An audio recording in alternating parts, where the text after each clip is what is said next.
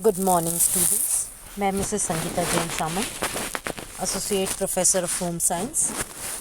आज BA part 1 home science के students को पेपर 1 के यूनिट 3 में आगे एक नया चैप्टर पढ़ाने जा रही हूँ। आज का चैप्टर है विशिष्ट बालक यानी एक्सेप्शनल चिल्ड्रन। कुछ लोग इन्हें स्पेशल चिल्ड्रन भी बोलते हैं। ये बालक नॉर्मल जो बालक होते हैं उनसे थोड़ा सा हटकर होते हैं। इनमें कुछ ना कुछ स्पेशल होता है, कुछ ना कुछ डिफरेंट होता है। इन बालकों की शिक्षा भी थोड़े स्पेशल तरीके से दी जाती है और उनके जो उनमें कमी है या जो उनमें स्पेशलिटी है उस पर विशेष ध्यान रख कर के प्रोग्रामिंग की जाती है। अगर हम बात करें परिभाषा की तो विशिष्ट बालकों की कुछ मनोवैज्ञानिकों ने परिभाषाएं दी हैं, जिनमें से प्रमुख कुछ मैं आपको समझाने जा रही हूँ। क्रो एंड क्रो साइकोलॉजिस्ट जो रहे हैं दो, उनके अनुसार विशिष्ट या असाधारण शब्द का प्रयोग ऐसे गुणों वाले व्यक्ति के लिए किया जाता है जो सामान्य व्यक्ति द्वारा प्रदर्शित उन्हीं गुणों से काफ़ी भिन्न होते हैं, जिसके कारण उनका व्यवहार, प्रतिक्रियाएं एवं कार्य प्रभावित होते हैं।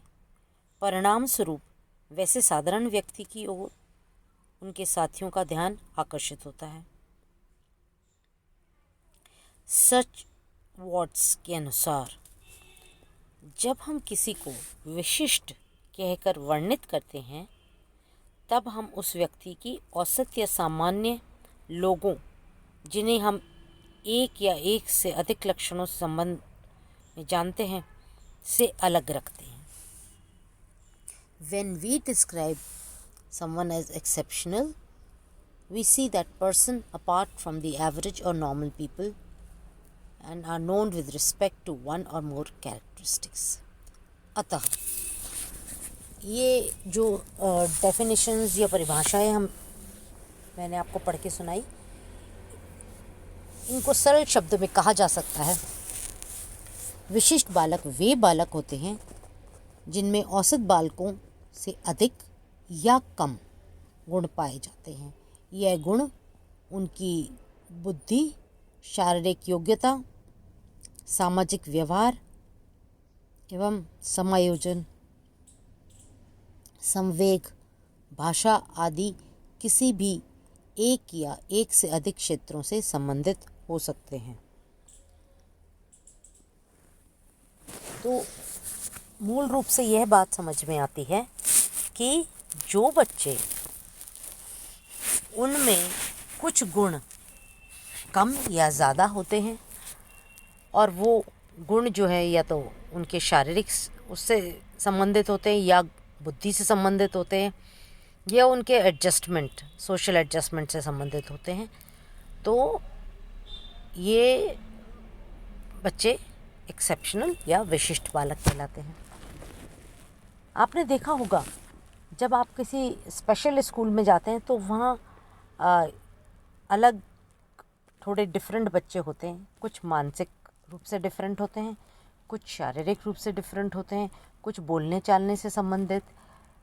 तो ये जो भिन्नता है यही जो है विशिष्ट बालक का जो है वर्गीकरण होता है। अब बात करें कि क्योंकि इतने प्रकार की भिन्नताएं देखी जाती हैं तो विशिष्ट बालकों का वर्गीकरण मतलब उनका क्लासिफिकेशन आप कैसे कह सकते हैं कि भाई किन किन कैटेगरीज़ में ये बालकों का वर्गीकरण किया गया है। तो चलिए, पहला, शारीरिक अक्षमता से युक्त बालक, फिजिकली चैलेंज्ड, फिजिकली हैंडीकैप्ड। आजकल शब्द हैंडीकैप्ड की जगह चैलेंज्ड इस्तेमाल किया जाता है। तो शारीरिक अक्षमता से युक्त बालक जो हैं फिजिकली चैलेंज्ड चिल्ड्रन। अब फिज़िकली चैलेंज चिल्ड्रन में बहुत सारे आ जाते हैं जो शारीरिक रूप से कुछ भी अक्षमता हो सकती है। वह शारीरिक रूप से सुनने में हो सकती है, बोलने में हो सकती है, देखने में हो सकती है, अपंगता में हो सकती है, ठीक है, कुछ और भी मिर्गी वगैरह, ये सब शारीरिक अक्षमताओं में आते हैं। फिर सेकंड कैटेगरी है मानसिक अक्षमता से युक्त बालक, मेंटली चैलेंज्ड। मतलब जो बच्चे जिनकी आईक्यू बुद्धि लब्धता जिसको हम आईक्यू कहते हैं, इंटेलिजेंस कोशेंट, थोड़ा सा डिफरेंट है, मतलब औसत से कम है, तो वो मानसिक रूप से अक्षमता से युक्त होते हैं। नेक्स्ट आते हैं, अब मानसिक अक्षमता की बात करें तो उसमें भी अलग अलग कैटेगरीज हो जाती हैं, तो उसका भी फर्दर क्लासिफिकेशन होता है, पर अभी मैं आपको सिर्फ ब्रॉड वर्गीकरण बता रही हूँ, ब्रॉड क्लासिफिकेशन बता रही हूँ। फिर आते हैं आपके प्रतिभाशाली बालक, गिफ्टेड चिल्ड्रन, जिन बच्चों में एक स्पेशल जो है उनका देखा गया है, उनकी आईक्यू ऊपर होती है नॉर्मल बच्चों से, वो गिफ्टेड चिल्ड्रन कहलाते हैं।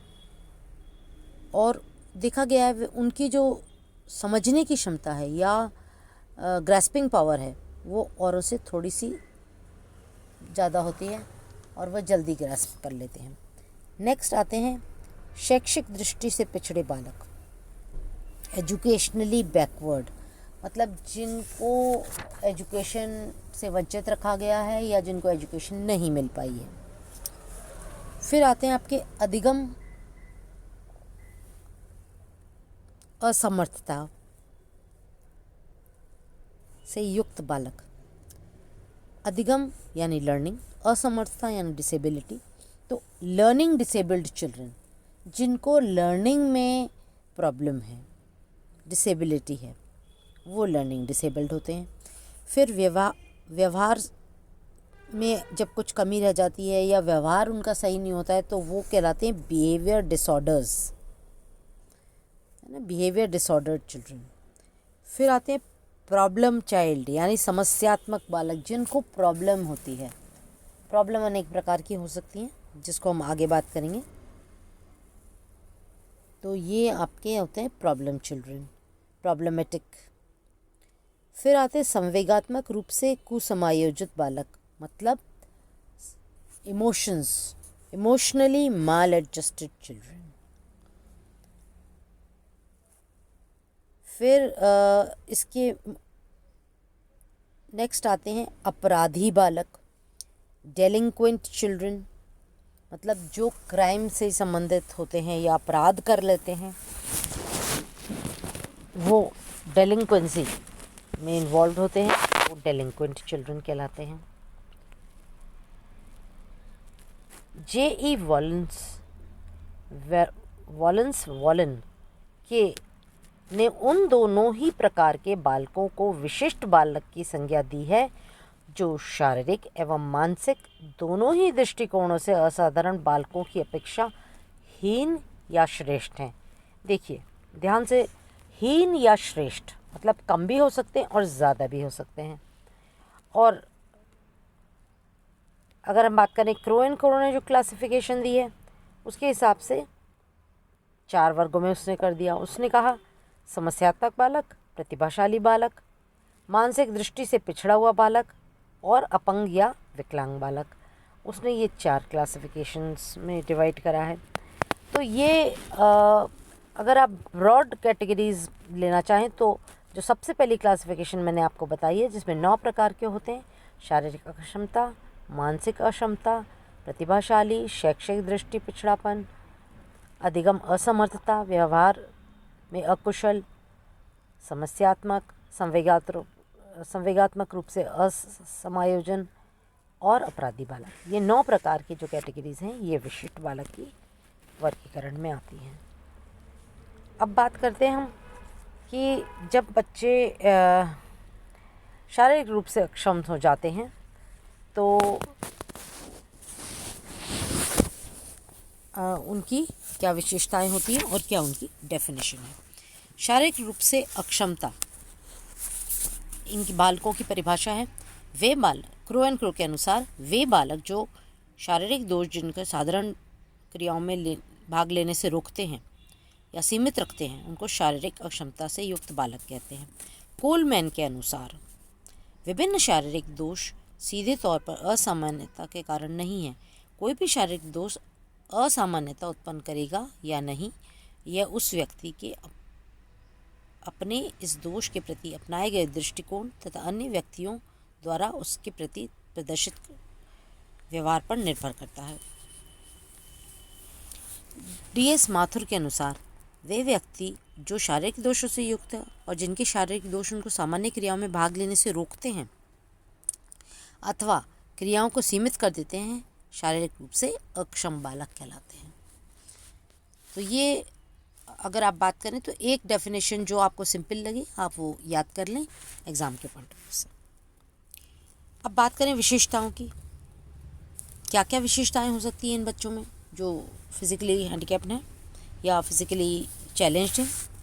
सामान्य क्रियाओं को करने में अक्षम होना, मतलब जो भी उनका कमी है उनके शरीर में, उसकी वजह से वो कुछ क्रियाएं नहीं कर पाते हैं। शारीरिक अंग का खराब होना, ये भी देखा जाता है कि कहीं ना कहीं उनमें कोई शारीरिक अंग खराब है, इसीलिए वह पूर्ण रूप से सामान्य बालकों की तरह नहीं कर पाते हैं। हीन भावना एवं कुंठा का शिकार होना, चूँकि उनकी शारीरिक अक्षमता है या वो नॉर्मल बच्चों से थोड़ा सा हट करके होते हैं, तो उनमें ये हीन भावना और कुंठा भी आ जाती है। और उसकी वजह से नेक्स्ट जो है उनका आत्मविश्वास में भी कमी देखी जाती है। फिर आगे देखा गया है जब उनमें मतलब ये करने में जब कुछ प्रॉब्लम आती है तो सीखने में भी स्लो हो जाते हैं, वो नहीं सीख पाते, देर से सीखते हैं। जो उनकी कुंठा या हीन भावना या आत्मविश्वास की कमी है, उसकी वजह से इमोशनल प्रॉब्लम्स होती हैं, तो संवेगात्मक रूप से भी अस्थिर हो जाते हैं बच्चे। फिर जब ये सब होता है तो उनका व्यवहार भी डिफरेंट हो जाता है, तो समस्यात्मक व्यवहार हो जाता है। क्योंकि वो कुछ कार्य नहीं कर पाते, मे बी वो चलना नहीं कर पाते या सुनना नहीं कर पाते या बोलना नहीं कर पाते, उसकी वजह से उनको दूसरों पे डिपेंड होना होता है, यानी पराश्रित होना पड़ता है, दूसरों की सहायता लेनी पड़ती है। तो ये भी एक कारण विशेषता हो जाती है उनके, मतलब कैरेक्टरिस्टिक। नॉर्मल बच्चों से हटकर व्यवहार करना, मतलब क्या होता है, जो शारीरिक रूप से जो आपकी कमी है उसकी वजह से आप नॉर्मल बच्चों के साथ जो है अलग तरह से व्यवहार करते हैं। फिर एक आखिरी विशेषता है सामाजिक समायोजन में कठिनाई, मतलब जो बच्चे जो शारीरिक रूप से अक्षम होते हैं उन बच्चों को एडजस्टमेंट प्रॉब्लम्स होती हैं, वो सोशली एडजस्ट नहीं कर पाते हैं। इसके कारण भी देखा जाता है कि उनकी लाइफ में ये एडजस्टमेंट के इशू बना रहता है। तो ये है थोड़ी सी कैरेक्टरिस्टिक्स, आगे हम कल कंटिन्यू करेंगे। धन्यवाद।